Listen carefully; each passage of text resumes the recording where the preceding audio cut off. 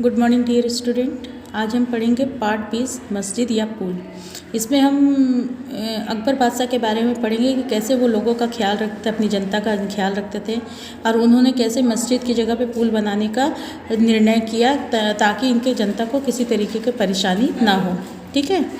दीन इलाही गरीब नवाज शहंशाह आलम महान बादशाह अकबर की अगवानी में जैनपुर के सूबेदार मुबारक खान के ज़मीन आसमान एक कर दिया। यह उनकी बरसों पुरानी साध थी। बरसों से वह लगातार बादशाह को जौनपुर आने के लिए न्योता पर न्योता देता चला आ रहा था, मगर बादशाह की जान को बड़े झमेले में थे। उस दिन भी बड़ी मुश्किल से उन्होंने उधर जाने का मौका मिल पाया था। यहाँ पे क्या है, जो जौनपुर के सूबेदार थे उन्होंने मुबारक खान जी, उन्होंने वो बादशाह को बहुत दिन से जौनपुर बुला रहे थे। ठीक है, ताकि वो मस्जिद निर्माण का कार्य को इनको बादशाह को दिखा सके कि किस तरीके से ये काम चल रहा है। ठीक, तो बादशाह के पास इतना समय नहीं होता था क्योंकि पहले के राजा महाराजा थे, राजा लोग के पास ज़्यादा समय होता नहीं था। तो वे एकदम परेशान हो रहे थे कि बार बार यहाँ से न्योता आ रहा है मगर हम जा नहीं पा रहे। मतलब कि वहाँ न्योता देते हैं जिसको हम लोग बोलते हैं ना कि हम आमंत्रण, उसी को न्योता भी बोलते हैं। ठीक है, तो न्योता आ रहा है मगर वो जा नहीं पा रहे, इसलिए वो फिर जैसे तैसे थोड़ा समय निकाले कि एक बार चलते हैं और जा कर के देखते हैं कि क्या इनका काम किस तरीके से चल रहा है। बादशाह के पास समय बहुत कम था। हाथी की पीठ से उतरकर उन्होंने अभी 2 घड़ी आराम भी न किया था कि सूबेदार मुबारक खान बादशाह को गोमती नदी के किनारे दूर दूर तक फैले उस लंबे चौड़े मैदान में ले गया जहां मस्जिद बनाने की योजना थी। वहां जाकर उसने बादशाह को मस्जिद का नक्शा दिखाया। इस नक्शे को देखने के लिए वह बरसों से बेकरार था। अब क्या हुआ कि जैसे ही वो वहाँ पहुँचे जौनपुर में बादशाह, तो उसी समय कुछ समय के बाद में जो सूबेदार जी थे मुबारक खान जी, वो वहाँ पहुँचे और बादशाह को गोमती नदी के किनारे तट की पूरी दिखाने लगे कि देखिए जनाब, इस तरीके का ये जगह है और इस तरीके से हम मस्जिद निर्माण के बारे में सोच रहे हैं। बादशाह ने नक्शे को बड़े ध्यान से देखा। उसे देखकर बादशाह की बादशाह की बाँछें खिल गई। उन्होंने कहा, बेशक नक्शा बहुत खूबसूरत है मुबारक खान। आसमान को चूमने वाली इसकी ऊंची ऊंची मीनारें, निराले गुंबद, खुला तालाब सबके सब बेमिसाल हैं। हमारा ख्याल है कि खुदा के लाखों बंदे इसमें बैठकर अल्लाह ताला से दुआ करेंगे तो सुकून पाएंगे। तो बादशाह उनको बोलते हैं मुबारक खान जी को कि सच में आपने जो ये जगह दिखाया है और मस्जिद बनाने के लिए, ये सच में बहुत ही सुंदर सा है। यहाँ जब हम लोग अल्लाह से प्रार्थना करेंगे तो सच में हमें सुकून मिलेगा, क्योंकि देखने में ही इतना शांत और सुकून भरा जगह है। जी आलम पना, यह खूबसूरत और बेमिसाल मस्जिद दुनिया भर में हुजूर की दीनदारी और गरीब परस्ती का डंका पीट देगी। मुबारक खान ने झूमकर आदाब बजाते हुए कहा। अकबर खुश होकर वहाँ से लौटे।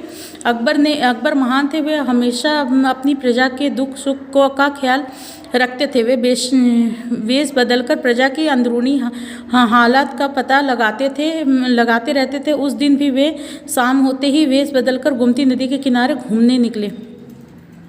जो बादशाह अकबर थे वो क्या करते थे कि वहाँ से जब जाने लगे तो ये जो मुबारक खान जी थे वो बोले कि हाँ, आप सही बोल रहे हैं, ये जगह सच में बहुत ही खूबसूरत है। जब यहाँ पे मस्जिद बन जाएगा तो लोग आपके नाम का डंका बजाएंगे। नाम का डंका बजाना मतलब आपका जय जयकार करेंगे। ठीक है, कि ये किसने बनाया, तो बादशाह अकबर ने बनाया। ठीक है, तो इस तरीके से बोल करके और जो मुबारक खान जी थे वो बहुत प्रसन्न हो रहे थे। फिर जो ये राजा थे वहाँ से अब वो चल दिए जौनपुर से और अपने जगह, मतलब कि उस नदी के किनारे से वहाँ से हट जाते हैं, चले जाते हैं महल में और आराम करके फिर शाम को जैसे कि हमेशा प्रजा की बात जानने के लिए कि उनके मन में क्या चल रहा है, वो वेश बदल करके नगर का भ्रमण करते थे, मतलब नगर में घूमते थे। तो उन्होंने फिर निश्चय किया कि मैं एक बार नगर में ज़रूर जाऊँगा और देखूँगा कि क्या चल रहा है। ठीक है, तो वो फिर शाम होता है तो वेश बदल करके और लोगों के बीच में जा कर के बैठते हैं और देखते हैं कि वो मतलब लोगों के मन में इस चीज़ को लेकर, मस्जिद को लेकर क्या चल रहा है।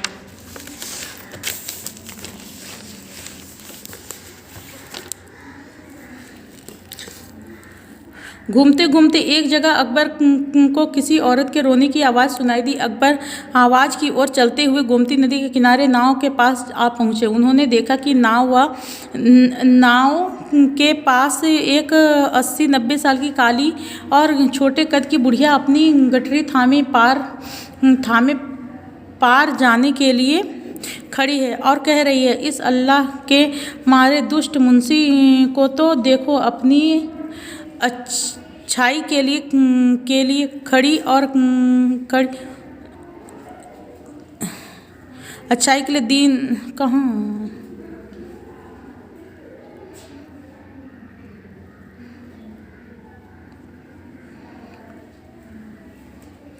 दिन भी नहीं छिपा और दफ्तर बंद करके यहाँ से भाग गया। जब मुंशी ही नहीं है तो मल्लाह यहाँ क्यों ठहरेगा? ये किस समय आते हैं और कब जाते हैं? कोई देखने वाला है? सूबेदार मुबारक खान को तो कर वसूलने से फुर्सत नहीं है।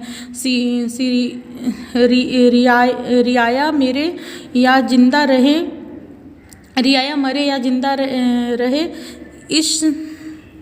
इससे उसे क्या?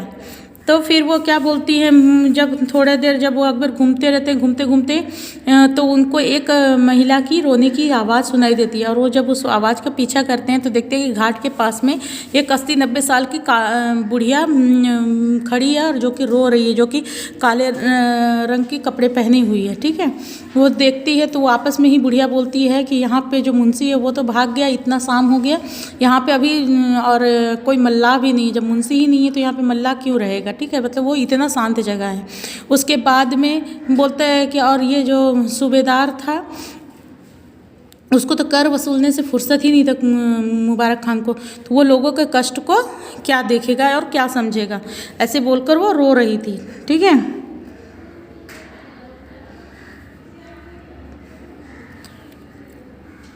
खूबसूरत शानदार मस्जिद बनाकर उसे तो बादशाह को खुश करने के से मतलब है, उसका ओहदा और बढ़ेगा। बुढ़िया चुप होकर फिर बोलने लगी, मुंशी से शिकायत करें तो कहता है तुम रोज़ रोज़ पार जाती ही क्यों हो? अरे पार नहीं जाएंगे तो खाएंगे क्या? हमारा कुम्हार का धंधा कैसे चलेगा? गांव में ग्राहक ही कहाँ मिलेगा भला? फिर क्या खुद खाएंगे और क्या बच्चों को खिलाएंगे? अरे मेरी तो बहू भी नहीं है जो बच्चों को संभाल लेती। नन्हे पोते पोती भूख से बिलख रहे होंगे। हाय अल्लाह, मैं क्या करूँ? बुढ़िया धाड़ मारकर जोर जोर से रोने लगी। फिर वो कुछ देर के बाद में बोलती है कि ये जो मुबारक खान है ये तो बादशाह के सामने अच्छा बनने के लिए वहाँ पे मस्जिद का निर्माण करवा रहा है।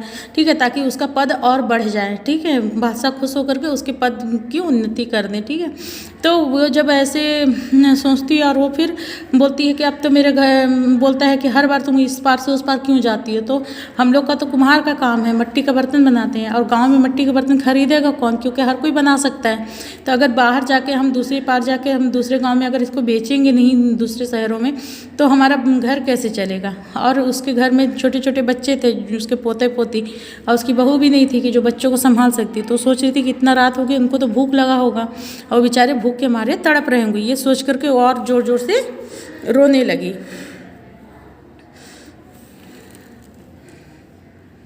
अकबर द्रवित हो गए। वे आगे बढ़कर बोले, रो नहीं माई, मैं तुम्हें उस पार पहुंचा देता हूँ। बुढ़िया ने रोना बंद कर दिया और गठरी लेकर खड़ी हो गई। चल भाई, तू ही मुझे उस पार ले चल।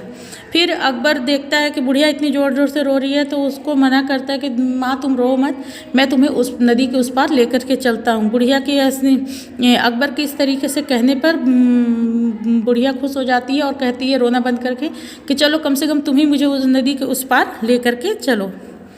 ठीक है, इस तरीके से ये पार्ट अभी मैं यहीं तक पढ़ा रही हूँ। अगला जो बचा हुआ है उसको मैं अगले वीडियो में आप लोगों को बताऊँगी। ठीक है, चैप्टर को अगले वीडियो में आपको कंप्लीट कराती हूँ। Thank you.